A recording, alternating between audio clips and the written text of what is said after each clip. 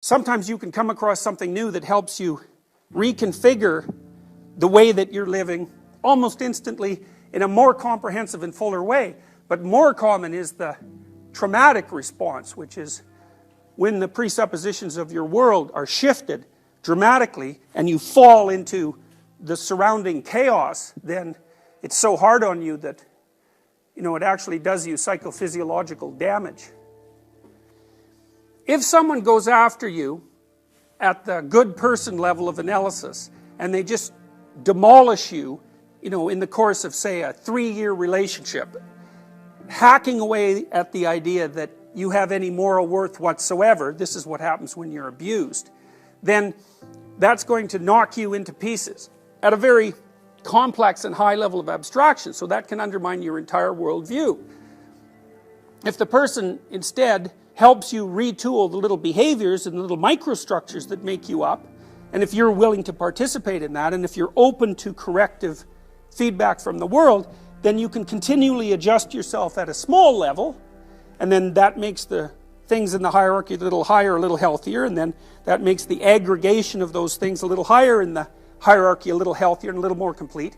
Then you can do this bit by bit retooling without ever having to suffer the demolition of huge chunks of your personality. So let's go back to the relationship where there's a betrayal.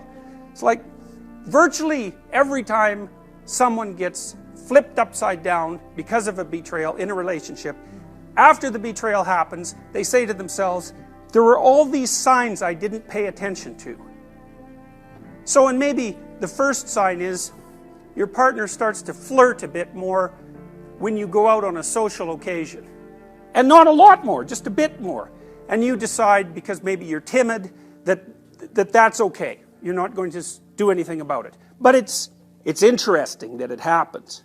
It grabs your attention. And it means something. But what you decide is, it's not worth paying attention to. And so maybe the next 8 times that you go out, the same thing happens, but it happens at a somewhat accelerated rate. And then maybe the person starts to go out without you.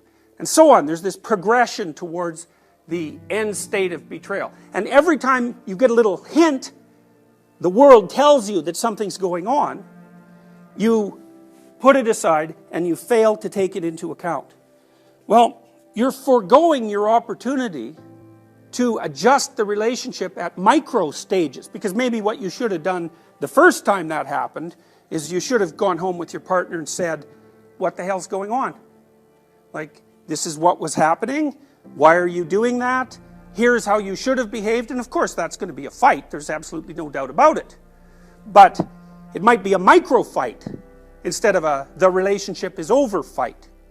And in order to keep a relationship healthy, it needs to be retooled at micro levels constantly. And the same is the case with your own character.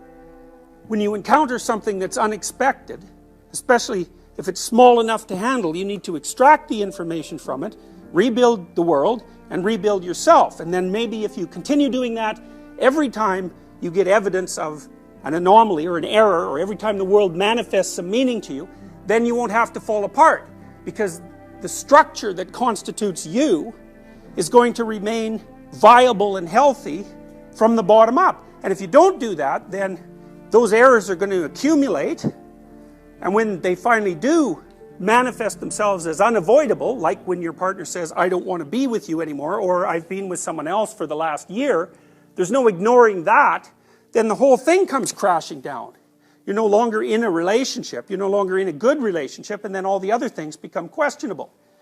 So, meaning manifests itself so that you can retool being itself on a continual basis while simultaneously minimizing the risk of total collapse. And morality then becomes the act of paying sufficient attention and reacting sufficiently so that that corrective process occurs. Now, so you're inside one of these. You're going from point A to point B. And as you do that, things you want to have happen, and things you don't want to have happen, and things you don't understand happen. And let's say that you investigate the things that you don't want to have happen, and you investigate the things that you didn't expect. And you do that as soon as they come up. So then what happens? Well, partly what happens is, you're going to change your perceptions a bit, and you're going to change your actions a bit, and what that'll culminate in over time is that this whole structure will change. So instead of going from point A to point B, maybe you start shifting so that you're going from point A to point C.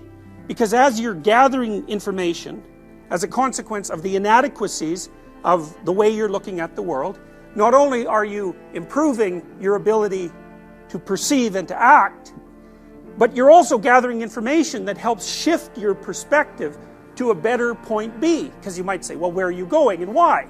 And the answer to that is, well, you have a plan. You're going to get your degree. I don't know what your long-term plan is. But there's no reason to assume that your long-term plan is correct, even though there's no reason to assume that you can do without one. So you're in this weird situation where you have to live within a bounded space, and the bounded space is going to produce errors, and it's also going to be wrong. But at the same time, if you use the bounded space, then you can transform it continually across time, even what it's aimed at, and you can minimize the probability of precipitous collapse.